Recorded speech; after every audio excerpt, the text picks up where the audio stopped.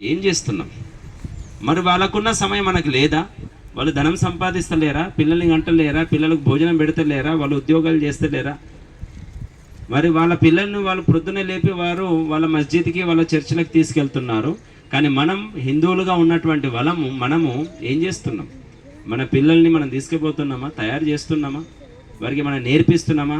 కేవలం ఆదివారం వచ్చిందా, మాంసం ఎక్కడ దొరుకుతుంది, చికెన్ ఎక్కడ దొరుకుతుంది, చేపలు ఎక్కడ దొరుకుతాయి, గుడ్లు ఎక్కడ దొరుకుతాయి, మద్యపానం ఎక్కడ దొరుకుతుంది, తినుడు తాగుడు పండుడు అంతే. దాని బదులుగా చావడం మేలు. అమ్ముడుపోతున్నారు, పూర్తిగా అమ్ముడుపోతున్నారు. ఇది హిందూ జాతిలో ఉన్నటువంటి విషయం. దీని నుండే జాగృత పరచడానికి మహర్షి దయానంద సరస్వతి గారు ఆర్య సమాజాన్ని స్థాపించారు. ఇదొక ఉద్యమ సంస్థ. ఏదో యజ్ఞయాగాలతోనే సరిపెట్టుకోవడం కాదు.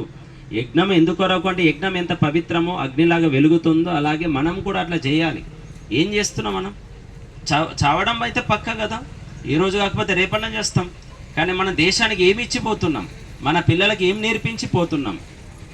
డబ్బు ఇస్తున్నారు, ఇల్లు ఇస్తున్నారు, తర్వాత మీరు వారికి జ్ఞానం కానీ సంపద కానీ సంస్కారం ఇవ్వకపోతే అది మీది కానీ కాదు, మీ పిల్లలకు కూడా కాదు, వేరేవాడు వచ్చి ఆక్యుపై చేస్తారు.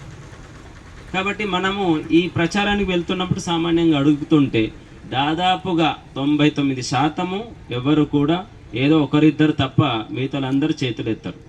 ఉన్నదంటే ఉన్నది పుస్తకం భగవద్గీత, కానీ మేము చదవడం లేదు. మరి ఉదయం లేచి మన పిల్లలకు చెప్తున్నారా అంటే అది కూడా పిల్లలకు చెప్పడం లేదు.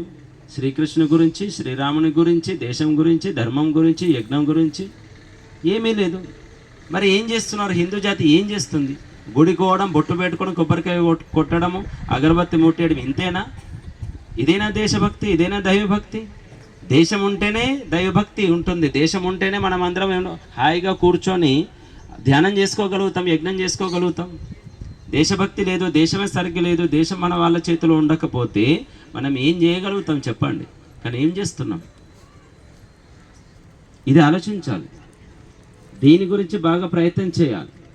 ప్రయత్నం చేసి ఒకరికొకరు చెప్పుకుంటూ మనము మన వాళ్ళు ఎంత త్యాగం చేశారు ఇది చెప్పనీయకుండా చేసేస్తున్నారు. మిగతా ఈ పార్టీల వల్ల ఎవరైతే కమ్యూనిస్టులుగా ఉన్నారో, దేశం మీద ప్రేమ లేదో, భారతీయ విద్య విధానం పైన ఎవరికైతే భక్తి లేదో అటువంటి ఎంతోమంది ఉన్నారు ఈ దేశంలో. విదేశీయుల యొక్క కుట్రలకు బలవుతున్నటువంటి వారు ఎంతోమంది ఉన్నారు.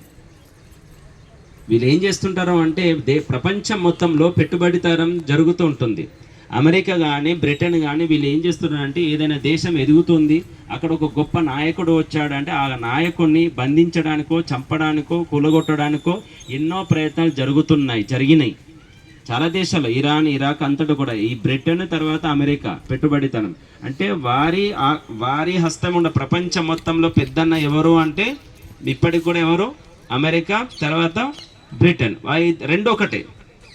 చైనా ఎదుగుతుంటే చైనాను కూడా ఇబ్బంది పెట్టడానికి ప్రయత్నం చేస్తుంటారు. అయితే వీళ్ళు ఏం చేస్తారంటే ఎక్కడైనా ఏ దేశంలో ఏదో జరుగుతుందో అక్కడ ఫండ్స్ ఇస్తారు. ఇప్పుడు మనం మొన్నటి జరిగిన విషయం కూడా, మనం కులాల పేరుతో విడిపోయి ఉన్నాం. మహారాష్ట్రలో మరాఠావాడ ఎక్కువ ఉంటుంది. ఆ మరాఠా వాళ్ళందరూ కూడా ఒకటి అనుకున్నారు అనుకోండి, వారికి ఓటేస్తారు. అతను బీజేపీ, కానీ పైనుంచి ఫండ్స్ వచ్చినాయి, కోట్లు వచ్చినాయి, 100 కోట్లు 1000 కోట్లు ఆయనకు వచ్చినాయి. లేకపోతే బెదిరింపు, నువ్వు ఒకవేళ ఇలా చేయలేదనుకో నీ వంశం ఉండదు, నువ్వు కూడా ఉండవు. భయానికో ప్రలోభాలకో ఏం చేస్తున్నారో అంటే వాళ్ళకు సంబంధించినటువంటి బిరాదరి ఏదైతే కులం ఉంటుందో పెద్దగా వాళ్ళని పట్టుకుంటారు. పూర్వకాలంలో కూడా అదే జరిగింది. రాజారాం మోహన్ని పట్టుకున్నారు, తర్వాత కేశవ చంద్రసేన్ని పట్టుకున్నారు. ఆ పెద్ద వాళ్ళని పట్టుకొని వాళ్ళ కాన్వెంట్ స్కూళ్ళకు అంబాసిడర్లుగా చేసేస్తారు. వాళ్ళ యొక్క విధి విధానాలను, విద్యా విధానాలను తీసుకొచ్చారు. ఇప్పుడు కూడా అదే చేస్తారు. మోదీ గారు ఏంటంటే ఇవన్నీ తెలుసు, ఇదంతా జరుగుతున్న కుట్రలు కుతంత్రాలు అన్నీ తెలుసుకున్నారు. అమిత్ షా కానీ వీళ్ళందరూ కూడా. ఎందుకంటే ఇది ఒక పెద్ద సంస్థ ఆర్ఎస్ఎస్ అన్నది. అంటే ఇది ఒక పకడ్బందీగా ఉన్నటువంటి సంస్థ కాబట్టి ఎక్కడ ఏమి జరుగుతుంది, ఏ విధంగా జరుగుతుందో తెలుసుకుంటారు. కాబట్టి అయినా వాస్తవానికి వేరే వాళ్ళు ఉంటే ఎప్పుడో కూలిపోతుండే. ఇంతవరకు గెటాన్ అయ్యారో ఇప్పటికీ ఇంకా వారిదే నడుస్తుందంటే దానికి కారణం అది తెలివి మోదీ గారిది, తర్వాత అమిత్ షా, ఇంకా చాలామంది ఉన్నారు. వారంతా ఒక టీం ఉంటుంది. లేకపోతే వీళ్ళ విదేశీయుల యొక్క కుట్రలకు ఎప్పుడో పడిపోయేది వేరే వాళ్ళు అయి ఉంటే. ఒకవేళ వీళ్ళ చేతిలో ఉండకపోతే ఒకటే చేయాలి హిందువులందరూ కూడా. ఒకవేళ మీరు గుడికి వెళ్తున్నారు అంటే, మీరు బొట్టు పెట్టుకుంటున్నారు అంటే, మీరు హిందూగా బ్రతకాలి అంటే ఒకటే, దాని కొరకు ఏదైతే పాటు పడుతున్నటువంటి సంస్థ ఉంటుందో, పార్టీ ఉంటుందో, దానికి ఖచ్చితంగా ఓటేయాలి. ఆ తర్వాత మనం ఏమన్నా మాట్లాడుకుందాం. కానీ ఏం జరుగుతుంది? ఓటేయడానికి వెళ్తలేరు, ఎండ ఉన్నది, ఇంట్లో పని ఉన్నది. దేశం కన్నా ముఖ్యమా? దేశం వెళ్ళకపోతే నువ్వు ఎలా ఉంటావు? ఇదంతా మహర్షి దయానంద సరస్వతి గారికి తెలుసు. మహర్షి దయానంద సరస్వతి గారు ఏదో కూర్చొని కళ్ళు మూసుకొని భగవంతుని ధ్యానం చేస్తూ ఉన్నాడు. కానీ ఒకటే కోరుకున్నాడు, భగవంతుడా నాకు మోక్షాన్ని ఇస్తున్నావు, నీ సాక్షాత్కారమైంది, నీ దర్శనమైంది. కేవలం నీ దర్శనంతో నేను ఇక్కడనే ఉండడం కాదు, ఈ దేశాన్ని కూడా నేను ఉద్ధరించాలి. దాని కొరకు నేను ప్రయత్నం చేస్తున్న జీవితం అంకితం ఇచ్చినాను. నాకు శక్తిని, యుక్తిని, ప్రేరణ కలిగించు అని మహర్షి దయానంద సరస్వతి గారు భగవంతుని వేడుకోవడం జరిగింది. అలాగే భగవంతుడు కూడా అదే ఆదేశిస్తున్నాడు. ఇంద్రం వర్ధంతో అప్తురః క్రిణ్వంతో విశ్వమార్యం అపఘ్నంతో అరాబ్నః. భగవంతుడు కూడా వాస్తవంగా అదే ఆదేశిస్తున్నాడు. దాన్ని పాటించినటువంటి వారే శ్రీకృష్ణుడు, శ్రీరామచంద్రుడు. శ్రీకృష్ణుడు, శ్రీరామచంద్రులు ఎప్పుడు కూడా రాక్షసత్వాన్ని వారు వదిలిపెట్టలేదు.